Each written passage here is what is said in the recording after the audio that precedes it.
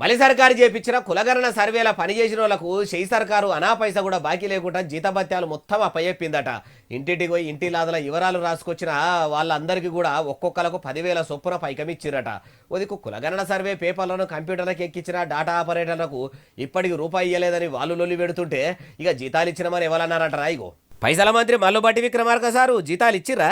ఒక్కొక్క ఎన్యూమరేటర్కి 10,000 రూపాయలు లెక్క ఇచ్చాము. అట్లాగే సూపర్వైజర్కి 12,000 లెక్క ఇచ్చాము.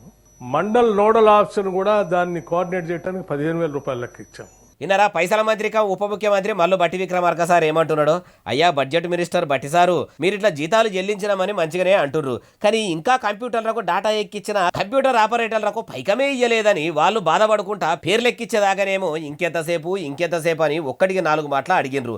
డాటా ఎంట్రీ మొత్తం అయిపోగానే ఒడ్డు దాటినాక తెప్పదాలుగా పెట్టినట్టు చేసిండ్రని మొన్న 300 మంది డేటా ఆపరేటర్లు కమిషనర్ సార్కు ఫిర్యాదు అయినరు. వాళ్ళకి ఇచ్చుడు మరిచినరా లేకుంటే నడమల మీ లీడర్లు మెల్లగా పైకం పక్క గిట్లు వేసుకురా? ఆ ముచ్చట కూడా మీరే చెప్పాలా సార్ అంటూరు ఈ ముచ్చటిన్నోళ్ళు.